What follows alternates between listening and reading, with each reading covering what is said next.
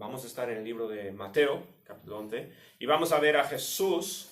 Realmente en este pasaje vemos la emoción del Señor Jesús en cuanto a las almas. Hay que decir, hay personas más emotivas, hay personas que se guardan las emociones más dentro, ¿no? Más en el pecho.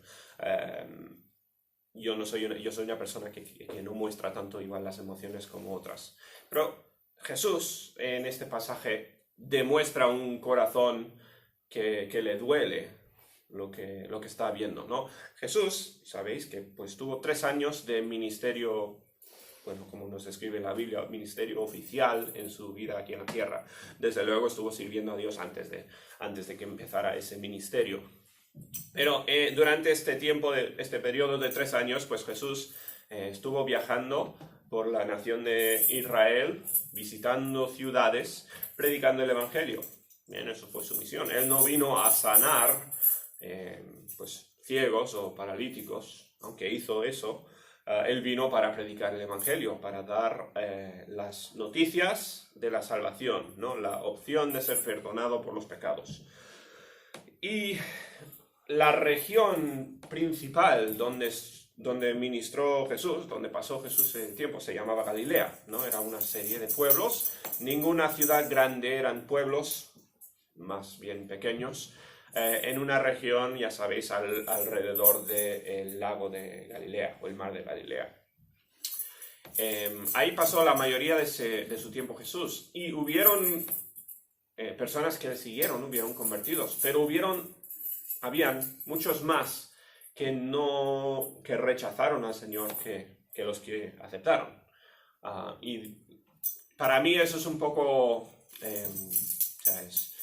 Es algo interesante de pensar, porque a veces nos frustramos porque la gente igual parece que no escucha cuando queremos dar el Evangelio. O sea, tenemos una noticia importante que dar, queremos que nuestros parientes, nuestros amigos y nuestros contactos pues lleguen a la salvación, pero parece que no reciben, ¿no? Y a veces pues uno piensa, pues igual no lo estoy haciendo bien, no estoy haciendo suficiente, o no estoy presentando de la mejor forma el Evangelio. Bueno, piensa que el Señor Jesús mismo, bien, que evidentemente conocía mejor el Evangelio que ninguno, tenía más amor y más pues pasión por el Evangelio que ninguno, pues al Señor Jesús le rechazaron. No le quisieron oír muchos. Y eso pues apunta más a la dureza del corazón, el problema que tenemos en el corazón nosotros, más a eso que al talento que tenga uno para dar el Evangelio, ¿no? O la habilidad de uno de predicar. Al final, como decía antes, es el Espíritu Santo el que convence, es el Espíritu Santo el que salva. Nosotros somos portavoces del Evangelio y no somos ni responsables por las almas de los demás, ni podemos ni siquiera pues afectar en un sentido su destino. Lo único que podemos hacer es obedecer y demostrar con nuestro amor pues un deseo de compartir el Evangelio. Y eso es lo que vemos en el Señor Jesús. Bien, el pasaje de hoy tiene 2 partes. La primera parte es un poco el Señor Jesús habla con palabras fuertes. Otra vez se nota la emoción en las palabras de Jesús, bien, y es una maldición contra una serie de pueblos. Pero después vamos a llegar a ver el porqué, ¿no? ¿Por qué estaba tan contristado Jesús? ¿Por qué tanta emoción? Y bueno, yo creo que es un pasaje importante de estudiar y tiene mucho para nosotros. Vamos a empezar orando y después vamos a Mateo capítulo 11. Nuestro Padre, te damos tantas gracias por tu palabra, gracias por el tiempo que tenemos ahora para estudiarla. Pido que nos bendigas, pido que me ayudes a mí a hablar claramente de tu palabra, que este tiempo pues sea de provecho a cada uno. Pido que nos des más pasión por testificar del Evangelio como lo tuvo el Señor Jesús. Te lo pedimos entonces en el nombre del Señor Jesús. Amén. Muy bien, pues Mateo capítulo 11 versículo 20 empieza así. Entonces esto es el Señor Jesús, comenzó a reconvenir a las ciudades en las cuales había hecho muchos de sus milagros, porque no se habían arrepentido. Esto es en la zona de Galilea, como mencioné, ¿no? En la zona alrededor del mar de Galilea, donde Jesús había hecho muchos milagros y había pasado mucho tiempo predicando. Pues dijo, ay de ti, Corazín. Corazín es uno de los pueblos, ¿bien? Un pueblo donde pasó mucho tiempo el Señor Jesús. Ay de ti, Corazín, ay de ti, Betsaida. Estos son pueblos de pescadores, son pueblos pequeños, donde Jesús ha invertido su vida en predicar. Dice, porque si en Tiro y en Sidón se hubiesen hecho los milagros que han sido hechos en vosotros, tiempo ha que se hubieran arrepentido en cilicio y en ceniza. Tiro y Sidón eran o son ciudades en la costa, son ciudades marítimas, fuera de la nación de Israel en estos tiempos. Eran naciones paganas y, como solía ser, bien, las ciudades marítimas muy conocidas por pecado, muy conocidas por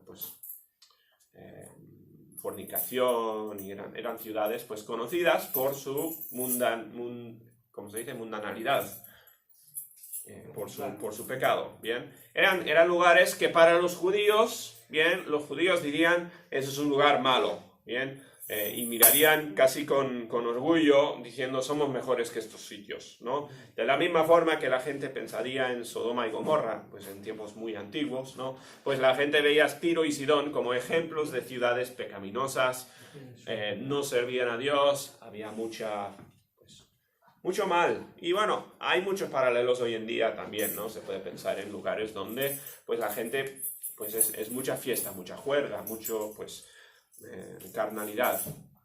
Bien, pues eso es lo que o sea, por eso dice Tiro y Sidón, ¿no?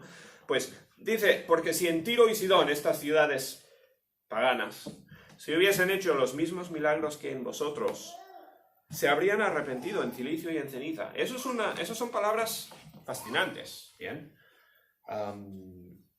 Los milagros que hizo el Señor Jesús tenían un propósito, ¿no? Tenían el propósito de demostrar que su mensaje era veraz, era de fiar. Y Jesús, como digo, había pasado mucho tiempo, había invertido mucho en estas ciudades judías que no se habían arrepentido. Y Jesús sabe la condición de las almas, ¿no? Jesús, cuando dice esto, no está exagerando, no está diciendo algo simplemente por causar shock ni nada de esto. O sea, Jesús lo dice y lo dice con intención. Lo dice en serio. Si él hubiese invertido el mismo tiempo en Tiro y Sidón, se habrían convertido las ciudades. Y eso es potente, eso es fuerte. Ahora podemos preguntarnos por qué no lo hizo entonces, ¿no? ¿Por qué no se fue Jesús a Tiro y Sidón y por qué pues no se cambió la historia? Bueno, porque Jesús estaba dentro de un plan más grande pues que las ciudades de Tiro y Sidón, ni de Capernaum, ni de Corazón, ni de Betsaida, ni estas cosas, ¿no? Jesús estaba aquí con un propósito mucho más grande. Bien, él estaba siguiendo los pasos que le llevarían hasta la cruz. El plan que había designado Dios desde la caída de Adán y Eva. Jesús estaba enfocado en una cosa, ¿bien? Pero se ve el corazón, se podría decir hasta le da pena que en su ministerio no se estén convirtiendo más personas. Le causa tristeza y pues quizás un poco de enfado, ¿no? Que los judíos sean tan duros de corazón, tan rebeldes, que a pesar de milagros, a pesar de las maravillas que hizo el Señor Jesús, no se han convertido. Es muy típico escuchar hoy en día, ¿no? Si Dios existe de verdad, ¿por qué no escribe letras en el cielo diciendo yo estoy aquí? ¿Por qué? O sea, se dice muchas veces, ¿no? ¿Por qué tenemos que creer en un Dios que no tiene pruebas, evidencias, que no se ve con la ciencia? Es argumento muy típico de los ateos y cosas así, ¿no? Pues Jesús, o sea, a Dios, nadie le puede mandar a Dios qué hacer y qué no hacer. Dios decide cuánto manifestarse y cómo manifestarse, y Dios dijo en Romanos que ha dejado más que aparente su diseño, su presencia a través de la creación. No hay, tan evidente es que no hay excusa en la tierra por no creer en Dios, es lo que dice la Biblia. Pero han habido tiempos cuando Dios se ha manifestado pues visiblemente. Jesús era Dios y lo demostró ser, y haciendo milagros, haciendo cosas absolutamente imposibles para los humanos, ¿no? ¿Y qué pasó? Se convirtieron las personas por ver con sus propios ojos, ¿no? Poder tocar, pues tener evidencia. La gente creyó, pues no. La gente no cree en base a lo que ve, en base a la evidencia, ¿no? La gente no cree porque es convencida por ni un argumento, ni sus ojos, ni nada, ni cosas así. La gente cree únicamente porque Dios salva, ¿no? Estamos tan metidos en nuestro pecado que no somos capaces de salir de nuestro pecado por todas las pruebas que puedan haber. Si Dios decidiese, pues como quieren los ateos, ¿no? Pues decidiese escribir la Biblia en las nubes, o venir y hacer milagros visiblemente, pues la reacción sería seguramente exactamente la misma que hubo en los tiempos de Jesús. Algunos convertidos, la vasta mayoría no. Bien, ¿por qué? Una vez más, porque es el Espíritu Santo el que cambia, es el Espíritu Santo el que cambia el corazón. Dios conocía el corazón de Tiro y Sidón y dijo que estaban más cerca del arrepentimiento ellos que los judíos. Y podría haber tenido un ministerio más fructífero allí. Si fuese un humano, Jesús, o sea, si fuese uno de nosotros, quizás nosotros diríamos, pues entonces hago las maletas y me voy a Tiro y Sidón, ¿no? Busco un sitio donde me vayan a escuchar. Porque al final yo lo que quiero son números, son más personas salvas, y lo que me interesa pues es ver más almas, ¿no? más números. Pues así no fue Jesús. O sea, Jesús no se fue a Tiro y Sidón, Jesús se fue a los judíos. ¿Por qué? Porque eso era el plan de Dios, perfecto, el plan que iba a culminar en la cruz. Bien. Jesús no se iba a apartar del plan de Dios, porque entendía que podía ser más efectivo o tener más almas en otra parte, ¿no? Jesús estaba atado, no iba a irse a ninguna otra parte, porque estaba convencido de que Él estaba en el plan de Dios. Así debemos de ser nosotros también, ¿bien? Cada uno de nosotros tiene un plan trazado por Dios que debemos estar siguiendo, sin apartarnos a la derecha ni a la izquierda, siguiendo el plan que Dios ha escogido para nosotros, ¿bien? Eso es nuestra meta principal, más grande incluso que el ir a un sitio donde muchas personas sean salvas, ¿bien? Más importante es encontrar el plan específico de Dios para tu vida y cumplirla. Bueno, dice, por tanto os digo, ahora nos da pena, nos da tristeza, ¿no? Porque pobres los de Tiro y Sidón, que no tuvieron tanto acceso al Evangelio como los judíos. Nos da pena, no es justo, ¿verdad?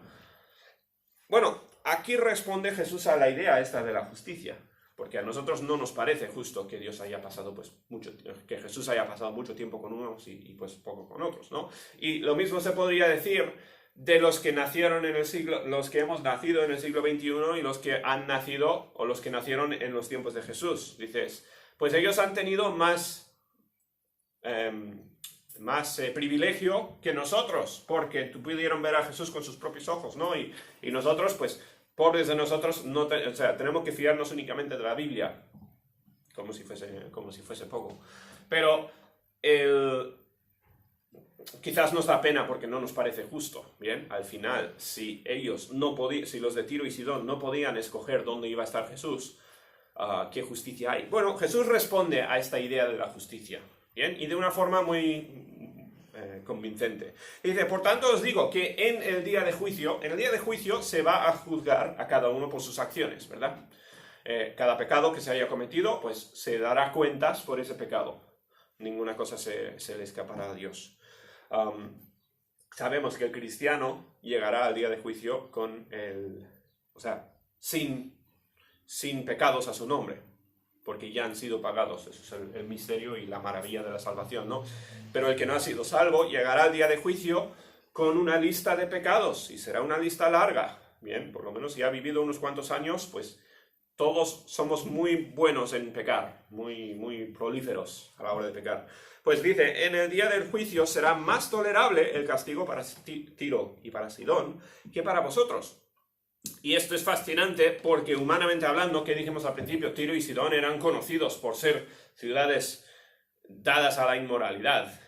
Bien, si fuese un juez humano juzgando entre una persona de Capernaum y una persona de Tiro, pues este juez diría, pues el de Capernaum es una persona mucho más religiosa, mucho más conservador, mucho más justo que el otro, y le daría mucho más castigo al de Tiro o de Sidón que al de Capernaum. Así pensaríamos nosotros, ¿bien? ¿Por qué? Porque eran ciudades, pues desde nuestro punto de vista, mucho más pecaminosos estos que estos. Pero ¿qué nos dice Jesús? Y otra vez, esto lo dice Jesús, o sea, es literal, esto no está hablando en metáforas ni nada aquí, ¿no? Jesús dice, por lo tanto, será más tolerable el castigo, o sea, será menor el castigo, o sea, habrá castigo, pero menor castigo para estas ciudades, Tiro y Sidón, dadas a la inmoralidad, dadas al pecado, que para vosotros, que sean pues Capernaum y Betsaida, las ciudades pues judías, que no eran tan malas, pero habían rechazado el testimonio de Jesús. Fíjate, o sea, eso son palabras serias, eso son palabras impresionantes. La idea es, estas personas tuvieron privilegio, tuvieron acceso al Evangelio, tuvieron la oportunidad y tuvieron muchísima más oportunidad que los de Tiro y Sidón. Por lo tanto, eso será evaluado en el día de juicio. Bien, hay mucho que, o sea, la Biblia es extremadamente silenciosa en cuanto a la severidad del castigo de Dios sobre el pecado. Es curioso, ¿no? La Biblia sí que habla del infierno, pero no nos da detalle casi ninguno acerca de lo que serán los castigos por distintos pecados y cuánto pecado conllevará cuánto castigo. Pero lo que nos deja claro la Biblia, perfectamente claro, es que Dios no va a castigar a gente sin discriminación y sin detalle, ¿no? Dios va a juzgar individualmente a cada alma que ha existido desde Adán hasta el día del juicio. Dios va a juzgar a cada uno perfectamente, equitativamente, conforme a lo que es justo. Bien, no podrá decir nadie que en el día de juicio Dios ha obrado mal hacia tal persona. Bien, muchas veces se piensa, ¿no? ¿Qué de los pueblos, pues lejanos, donde no ha ido un misionero a dar el evangelio, ¿no? Donde no han tenido la Biblia, donde no han tenido acceso a la Biblia tanto como otros? Pues ellos en el día de juicio serán juzgados según la justicia perfecta de Dios. Y menos mal que tú y yo no somos ahí los jueces, ¿no? Porque yo no tendría idea de lo que sería justo o no. Yo no podría actuar en justicia. Pero Dios lo va a hacer. Eso lo dice la Biblia. Quieras creer a Dios o no. Bien, porque los que no creen en la Biblia, pues usarán este argumento y dirán, pues Dios no es justo porque unos sí, unos no. Usarán argumentos como este, pero la Biblia contesta muy claramente al argumento de qué pasará con estas personas que no han escuchado.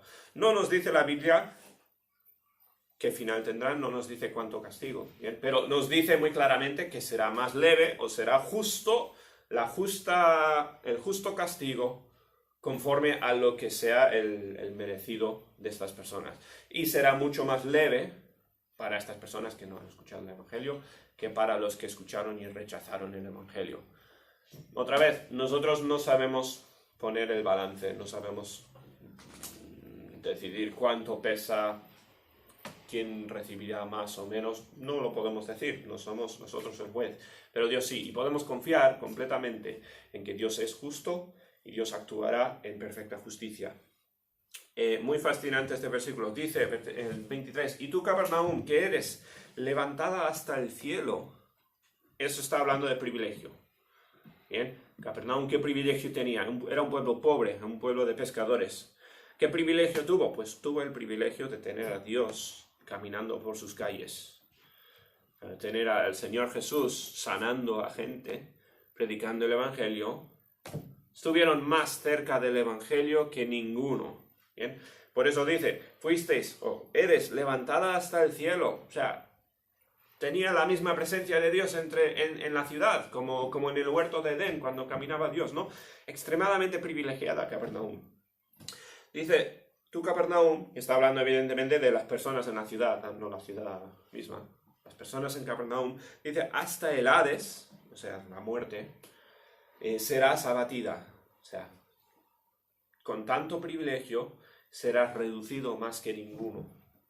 Hasta el Hades serás abatida. Porque si en Sodoma, aquí otra ciudad famosa, ¿no?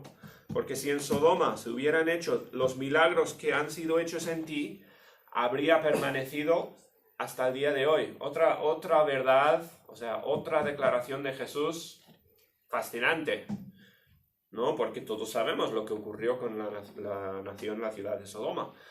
Dios nos cuenta su pecado y el castigo por ese pecado. Y Dios fue justo a la hora de castigar. Pero si se hubiesen hecho los milagros de Jesús en Sodoma, ¿qué habría pasado? Pues habría cambiado la ciudad suficiente para que Dios no lo castigara de esa forma. Fascinante. Bien, otra vez, puede preguntar, ¿por qué no lo hizo Dios entonces? ¿Por qué no fue Jesús a Sodoma? Dios hace conforme a su plan, ¿no? Nosotros no podemos contestar esa pregunta, no podemos contestar el por qué Dios lo hizo o por qué Dios no lo hizo. Dios en su perfecta sabiduría escogió dónde iba a ir Jesús y cuál iba a ser el camino que llevaría hasta la muerte. Bien. Pero lo que ocurrió en Sodoma fue justo, lo que ocurrirá con todas las almas de Sodoma, de Tiro, de Sidón, de los judíos y de Rentería, bien, será perfectamente justo. Porque Dios actúa según el merecido de cada uno. Y eso es increíble. Habla de la justicia tremenda de Dios, bien. El que Dios no va a castigar a ninguno más allá de lo que merece.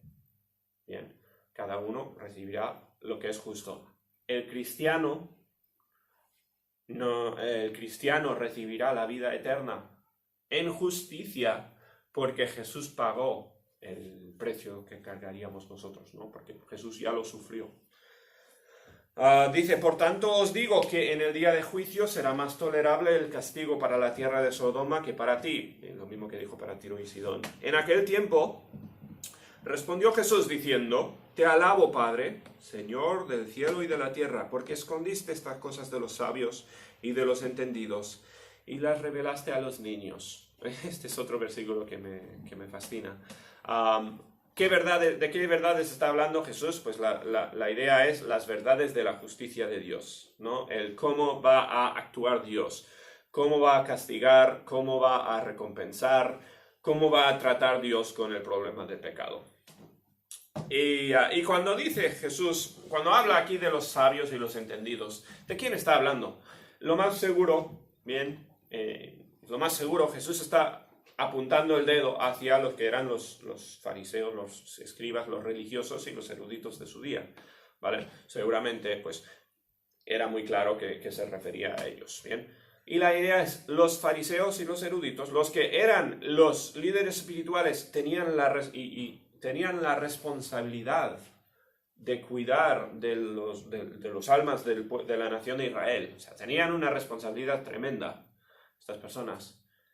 Ellos no entendían la justicia. Y eso se ve en el ministerio de Jesús. A lo largo de la vida de Jesús, pues, se ve a los fariseos queriendo castigar a los discípulos por recoger semillas de trigo en el domingo, o en el día de reposo, el sábado, a comer, ¿no?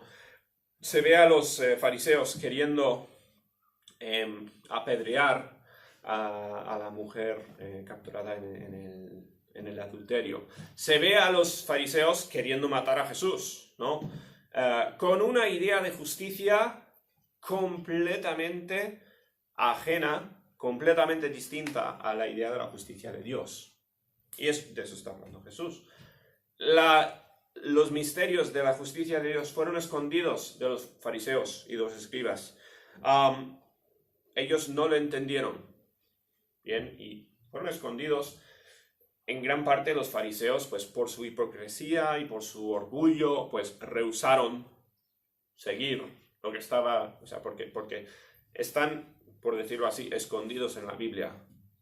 La justicia de Dios, pues, se encuentra en la Biblia. Los fariseos eran tan egoístas, tan, pues, egocéntricos, que no encontraron la justicia de Dios en la Biblia. O sea, habían pervertido lo que enseñaba la Biblia acerca de la justicia. Eso es lo que está diciendo. Escondiste estas cosas de los sabios y los entendidos y los revelaste ¿a quién? A los niños. Bien. Jesús tuvo un ministerio grande al parecer a los niños. Bien. Muchas veces pues tratamos a los niños como gente que ni siquiera puede pensar hasta que tengan, yo que sé, 18 años o lo que sea. Actuamos como si ellos, su único rol en la vida es pasarlo bien y disfrutar y no preocuparse por cosas serias. Bueno, eso no es lo que vemos en la Biblia, eso no es lo que hizo Jesús. Jesús enseñaba a los niños, bien, tenía un ministerio a los niños y por lo que vemos en la Biblia es que le encantaba estar con los niños. De hecho, habla de que ninguno puede llegar al cielo si no lo hace como un niño le escuchaba a él, ¿no? Jesús tenía un ministerio grande a los niños. Está hablando, pero seguramente está haciendo el contraste aquí con los fariseos y escribas, que eran los eruditos, los sabios, los que conocían las escrituras, supuestamente. Y quizás los discípulos, que eran al final humildes, la mayoría de ellos pescadores, seguramente no sabrían leer, ¿no? Seguramente, pues, poquísimos estudios, no era como en nuestros tiempos, ¿no? Donde todos los niños van a la escuela, pues aprenden todo lo que aprenden hasta los 18 años y empiezan a trabajar. No era así en tiempos de la Biblia, ¿no? Seguían, en cuanto a conocimiento, seguían siendo niños. Pues ellos estaban escuchando a Jesús describir la justicia de Dios y ellos tuvieron el privilegio de entender más de la mente de Dios que los mismos fariseos y escribas, que deberían haberlo entendido. ¿Vale? Lo que está diciendo Jesús es lo que te esperarías, que es que los eruditos, los que conocen la Biblia, los sabios de la tierra, pensarías que ellos tendrían todas las respuestas. Bien, en nuestro día quizás estoy saliendo un poquito de lo que dice aquí, pero quizás podríamos hacer la comparación con los científicos más sabios, bien, los que tienen mucho entendimiento de pues, la física y los misterios del mundo, los que son extremadamente sabios, pues ellos no entienden las cosas más básicas de la justicia de Dios. Bien, bueno, es verdad. Tienes a tantos científicos que creen en tonterías como la evolución, ¿no? Creen en tonterías como que el diseño humano surgió del azar, ¿no? Surgió de la evolución. Podemos ver esta misma distinción. Muchas veces las iglesias están llenas de personas que no son los científicos extremadamente inteligentes, no son los eruditos del mundo. Pues muchas veces las iglesias están llenas de gente que pues simplemente no tiene estos mismos estudios, no tienen esta misma... no son los científicos. Jesús dijo que es más difícil que un rico entre en el cielo. Es más fácil que pase un camello por el ojo de la aguja que un rico entre al cielo, ¿no? Lo mismo se podría decir de los sabios el día de hoy, o los científicos. Hay desde luego muchos científicos cristianos y muchos de los avances en la ciencia vinieron porque los científicos estaban buscando el diseño de Dios. O sea, en vez de pensar que las cosas eran al azar, decían, hay un diseñador, hay un diseño, y eso les dirigió a muchos de los avances científicos que se han hecho. Bien, no es decir que todos los científicos niegan la existencia de Dios, pero muchos sí, y yo pienso en esa comparación. Jesús dijo, los más sabios, los más entendidos, no entienden tanto como los niños que me han escuchado hablar y me han creído. Bien, fascinante. Sí, Padre, porque así te agradó. Eso es decir, a Dios no le impresiona el fariseo. A Dios no le impresiona el científico. Dios está más contento con el niño que con el erudito. El niño que cree en él y el erudito que le rechaza. Dios prefiere al uno.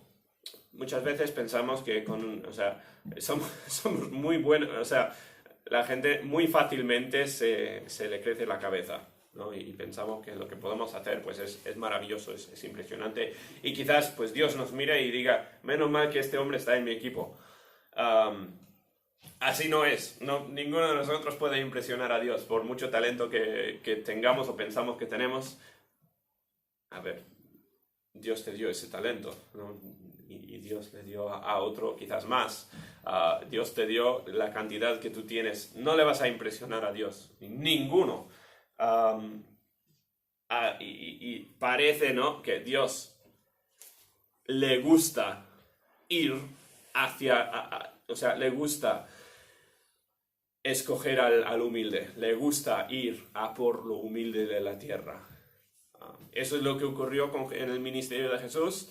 Eso es lo que he visto yo en mis años de ministerio, ¿bien? Y es lo que parece que ha sido la realidad a lo largo de la historia, ¿no? Dios ama al humilde. A Dios no le impresiona el orgulloso, el que tiene mucho. Así le agradó a Dios, dice. Al final, todo lo que ocurre es por el diseño de Dios, es porque Dios lo quiso así. Todas las cosas, dice, me fueron entregadas por mi Padre. Todas las cosas, está hablando del Evangelio, ¿no? Las cosas que está enseñando.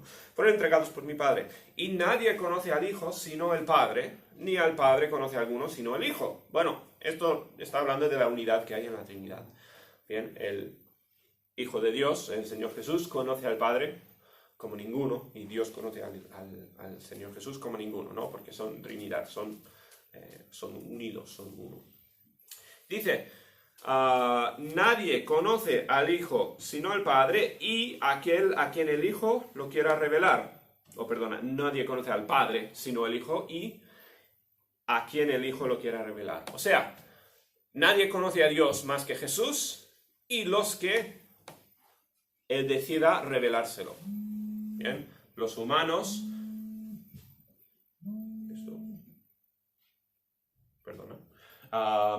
ninguno de nosotros tiene este acceso a Dios.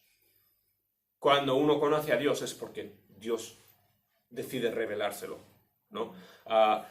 El erudito, con su mucho estudio, no puede alcanzar el conocimiento de Dios. Los científicos, por mucho que busquen a Dios en la ciencia, hace años se hablaba mucho del... ¿Cómo se llama en castellano? El colisionador de partículas, que iban a buscar la partícula de Dios, ¿no? Intentar encontrar a Dios en medio de los átomos o lo que sea. El científico no puede encontrar a Dios por sus búsquedas, ¿no? Dios es revelado por el Espíritu Santo al que Dios quiere. Y Dios escoge de normal a los humildes. ¿Bien? Nos escogió a nosotros. ¿Bien? Dios escoge a los que Él quiere. Y aquel a quien el Hijo lo quiera revelar. Dice, por lo tanto, todo esto llega a una aplicación, a una conclusión, ¿no? Venid a mí, todos los que estáis trabajados y cargados, y yo os haré descansar. Aquí es donde vemos, como decía, el corazón del Señor Jesús. Aquí ya se nota la compasión en su voz cuando dice estas cosas. Por lo tanto, Jesús extiende esta invitación. Pues como lo titulo, Jesús con los brazos abiertos, ¿no? Jesús está diciendo a todos, venid a mí, todos los que estáis trabajados y cargados. ¿Y qué es eso? Pues estamos hablando de las personas humildes, no los fariseos, no los escribas, ¿bien? A eso no se está refiriendo a esas personas, se está refiriendo a los humildes. Venid a mí los que estáis trabajados y cargados, y yo os haré descansar. Tenemos el libro ahora de la paz personal, ¿no? La paz que únicamente puede dar Dios. Todos vivimos pues, en tiempos de mucha preocupación, de mucho trabajo, incluso de mucho cansancio. La complejidad de la vida es más que en ningún momento de la historia humana, sin lugar a duda. Esa complejidad termina siendo pues tensión, presión, ¿no? Al final un acumulo de mucho estrés en las cabezas de las personas, y se nota tanta gente a nuestro alrededor pues cargados con el estrés, cargados con la preocupación, con las dificultades de la vida. Bien. Y han habido personas pues, estresadas y cansadas y trabajadas desde los tiempos de Jesús. Jesús está hablando a ellos, ¿no? Pero, ¿cómo se ve hoy en día lo trabajados, lo cansados y lo cargados que son las personas? Los que no conocen a Jesús tienen muchísimo de qué preocuparse. Hay un montón de problemas, ¿bien? Podría salir el próximo virus, hay tantas cosas para preocuparse si no conoces a Dios. Esto lo digo siendo la persona más tranquila y feliz del mundo, ¿no? Hay tanto a nuestro alrededor para causarnos, pues, lo que está describiendo a Jesús: cansancio y carga y peso. Y lo que está diciendo Jesús es: venid a mí y yo os haré descansar. Eso es exactamente lo que ofrece Dios, el alivio de esta carga, de las pesas, de todo el temor que hay en el mundo. Dios ofrece descanso, Dios ofrece la respuesta a todo esto. Dice: llevad mi yugo sobre vosotros. Bueno, sabéis lo que es un yugo, ¿no? Es lo que llevan pues, los animales de carga. Es para controlarlos. Pues llevar mi yugo sobre vosotros. Y dices, pues vaya, un yugo no es algo muy agradable. Prefiero un collar, prefiero algo bonito, algo liviano, ¿no? Pues dice: llevad mi yugo sobre vosotros y aprended de mí, porque que soy manso y humilde de corazón. Dios mismo diciendo estas palabras, ¿no? Fíjate qué sentido tiene que el Dios del universo sea manso y humilde. No tiene ningún sentido, es lo que está diciendo Jesús. Yo soy manso y humilde de corazón, eso es nuestro Dios. Y hallaréis descanso para vuestras almas. Venid a mí, dice, llevad mi yugo, o sea, trabaja para mí, sirve para mí, sí, sírveme, sígueme y sírveme. Y hallaréis descanso. Qué curiosidad, ¿no? Hallar descanso en el trabajo parece contradictorio. Uno dice, el descanso se encuentra en el fin de semana, o se encuentra en el sofá después del trabajo, lo que sea, ¿no? Jesús está diciendo: venid a mí, coge mi yugo, trabaja, sírveme, y ahí encontrarás el descanso. Es una paradoja, ¿no? Es irónico. ¿Y por qué? Bueno, lo explica el último versículo. Dice: ¿por qué? Porque mi yugo es fácil, ligera es mi carga. Dios nos llama a trabajar, Dios nos llama a servirle, ¿bien? Dios no tiene una lista, dice: apúntate si quieres las vacaciones del cielo, ¿no? Una lista del que quiera el descanso de ser un cristiano. No, Jesús dice: coge mi yugo, trabaja. Si vas a ser un cristiano, tienes que poner las pilas y servirme, ¿no? El cristiano no es un descanso, no es una jubilación. Si vas a escoger a Cristo, si vas a apuntarte, ¿no? a la salvación, eso es apuntarte a la gran comisión, es apuntarte a servir. Y Dios no quiere a uno que no venga con intenciones de servir. Eso no es la salvación. Pero dice: mi yugo es fácil. ¿Por qué?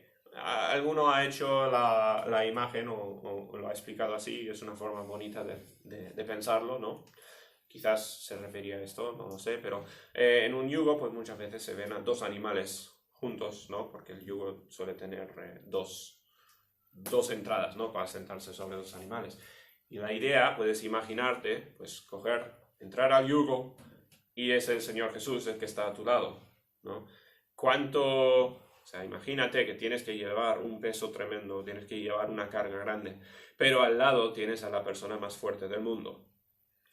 No te va a ser mucha dificultad.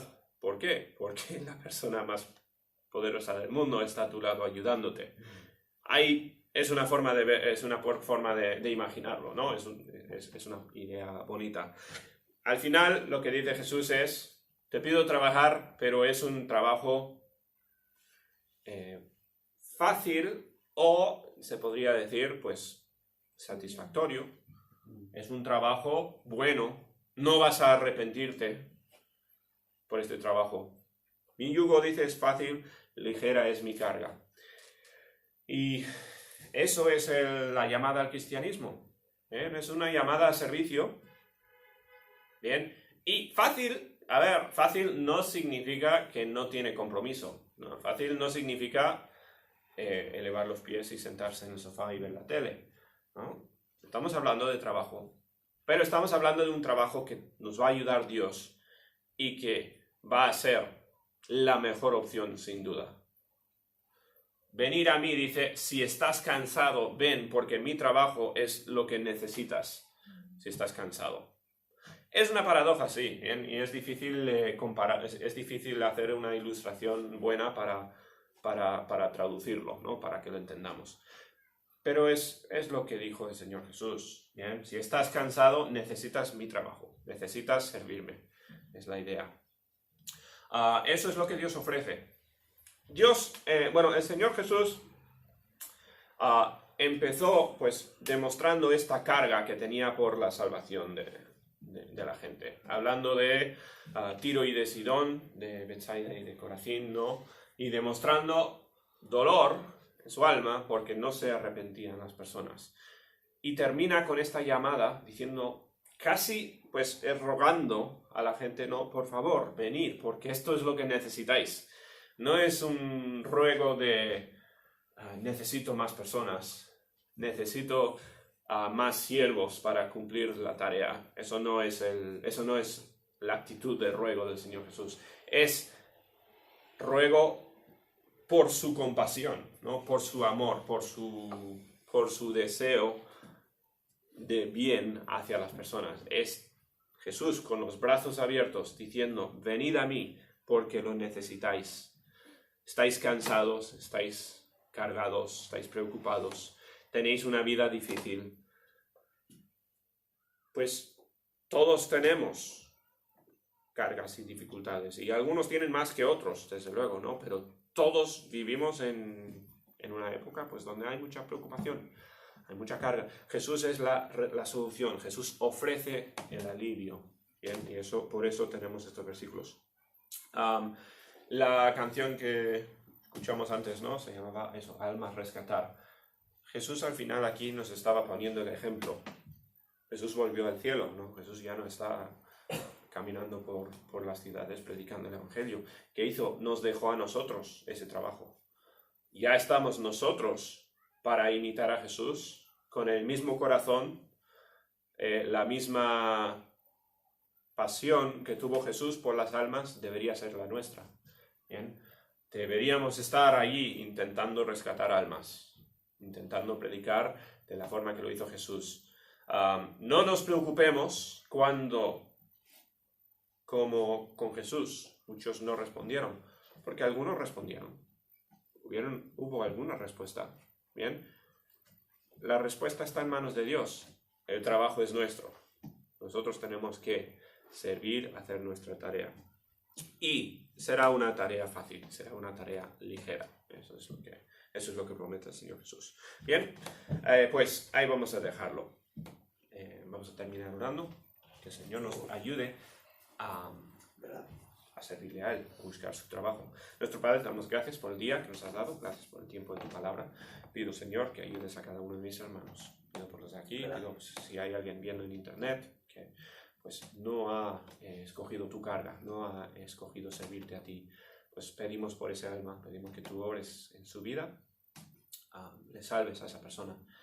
pido que nos ayudes a todos a tener una pasión por dar el Evangelio a los demás, como tuvo Jesús. Ayúdanos, Señor, a tener un amor pues, que imita tu amor hacia el pecador. Damos tantas gracias por todo. Damos gracias por la semana que nos has dado y pedimos que nos ayudes esta semana a servirte y a rescatar almas en tu nombre. Te lo pedimos todo. En el nombre del Señor Jesús. Amén.